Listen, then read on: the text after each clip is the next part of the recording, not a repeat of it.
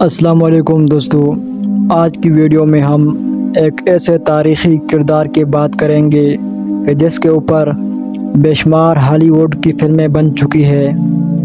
دنیا کا سب سے لمبا ظالم، جابر اور شفاق انسان، جھوٹ اور سچ کی آمیزش سے بھرپور کردار جس کا نام اویس بن عنق تھا۔ آئیے ہم پہلے آپ کو اس کی شخصیت کے بارے میں بتاتے ہیں اور ویڈیو کے آخر میں یہ بتائیں گے مختلف تاریخ دان اویس بن عنق کے کردار کو سچا مانتے ہیں یا جھوٹا۔ قرآن پاک میں اویس بن عنق کا ذکر کیوں موجود نہیں؟ تاریخی حوالوں میں درج ہے اویس بن عنق نامی ایک شخص قوم عمالقہ سے تھا، جو کہ تاریخی انسانی کی سب سے شفاق قوم تھی۔ ان کے لوگ خونخوار اور وحشی فطرت تھے۔ اللہ پاک کا ان پر کرم تھا کہ ان کے قد بھی اس کی وقت کی موجود دنیا کی ساری آبادی میں سب سے زیادہ تھے۔ تاریخی حوالوں سے پتہ چلتا ہے کہ قوم عمالقہ کا ایک مرد دوسری قوموں کے 90 مردوں کے برابر ہوا کرتا تھا۔ اس قوم نے اپنی فتوحات سے ایسی وحشت پھیلا رکھی اگر یہ قوم کسی دوسرے ملک پر حملہ کے لیے جاتی تو ان کے پہنچنے سے پہلے ہی وہ لوگ ہتھیار ڈال دیتے۔ اویس بن عنق بھی اسی قوم کے سرداروں میں سے تھا جس کو دنیا کا سب سے لمبا انسان مانا جاتا۔ وہ شخص اپنی جسمانی قدر و قامت و طاقت میں پوری سرزمین میں منفرد تھا۔ یہ شخص اتنا لمبا اور دیو قامت تھا کہ وہ سمندر میں چلتا تو ڈوب نہ سکتا تھا، اور اونچے اونچے درخت اور پہاڑ اس کے سامنے چھوٹے معلوم ہوتے۔ اس کی لمبائی اور قد اتنی زیادہ تھی کہ دوسرے لوگ اس کے سامنے کیڑے مکوڑے کے مانند دکھتے۔ ایک روایت کے مطابق حضرت آدم کے سرکش بیٹے قابیل کی نسل سے عنق نامی نوجوان کی بیوی شمریزہ سے جنوں کے دیوتا پال کو پیار ہو گیا، جس سے مصر کے سبب ایک عجیب الحرکت بیٹا پیدا ہوا جس کا نام اویس رکھا گیا۔ اس بچے کا قد بہت جلد بڑھا، جس کی وجہ سے کوئی لڑکی اس سے شادی کو تیار نہ تھی۔ ایسی بنا پر یہ جنسی درندہ بھی بن گیا۔ اویس بن عنق بچپن سے ہی اپنے عمر بچوں سے زیادہ دراز قد اور مضبوط نظر آتا تھا، اور جب جوان ہوا تو اس کی لمبائی غیر معمولی بڑھی۔ روایتوں کے مطابق اس کا قد 80 ہاتھ تھا۔ حضرت نوح علیہ السلام کے زمانے میں اویس بن عنق موجود تھا۔ جب حضرت نوح علیہ السلام عظیم طوفان سے قبل کشتی تیار کر رہے تھے تو آپ کو کشتی بنانے کے لیے ساگوان کی لکڑی کی ضرورت پڑی، مگر اس لکڑی کو اٹھا کر لانا ممکن نہ تھا، لہذا اویس نے آپ کی مدد کی اور وہ ان لکڑیوں کو ملک شام سے اٹھا کر لایا۔ لہذا اللہ نے اس عمل سے خوش ہو کر اسے غرق ہونے سے نجات دے دی، حالانکہ وہ حضرت نوح علیہ السلام پر ایمان نہ لاتا تھا۔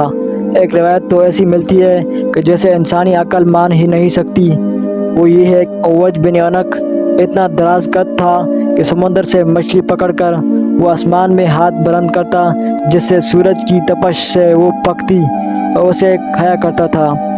اس موضوع پر امام سیوطی نے خبر اویس نام سے ایک رسالہ لکھا ہے، جس میں انہوں نے اویس بن عنق کی شخصیت کے متعلق بہت کچھ تحریر فرمایا ہے۔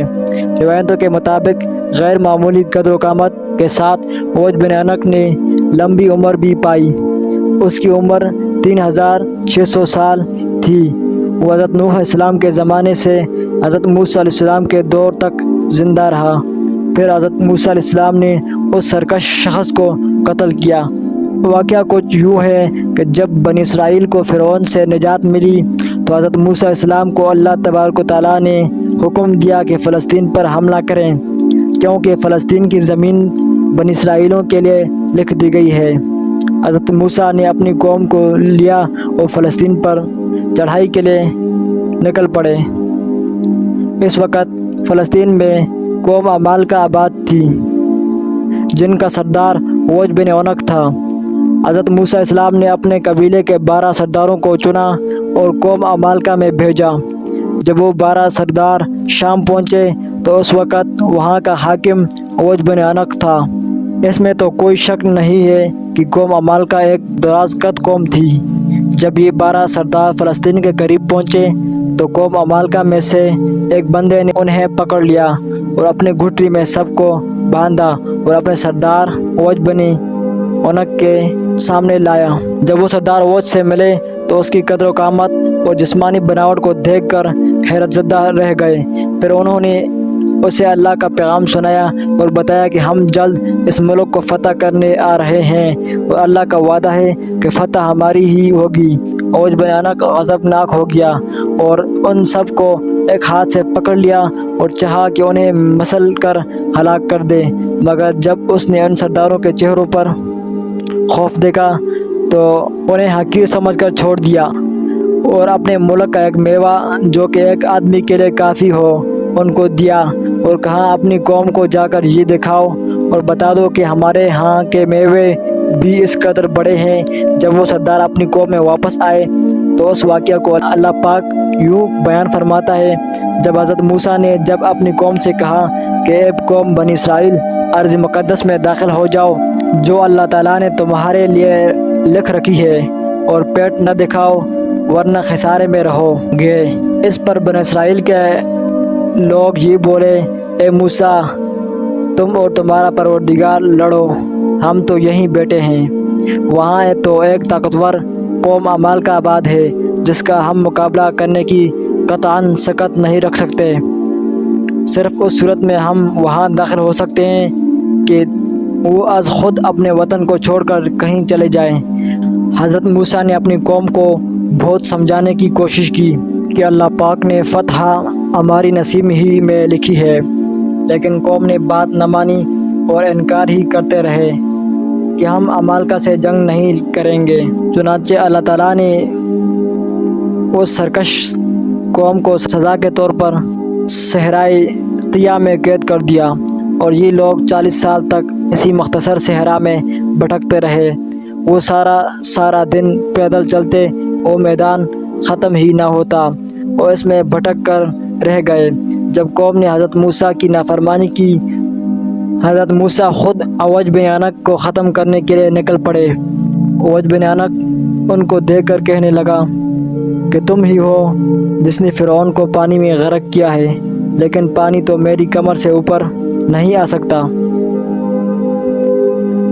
یہ کہہ کر اس نے حضرت موسیٰ پر حملہ کیا جس سے آپ محفوظ رہے، اور آپ نے جوابی حملہ کی اور اس کے ٹخنوں پر اپنا عصا مبارک مارا، جس کی ضرب کی تاب نہ لاتے ہوئے وہ زمین بوس ہو گیا۔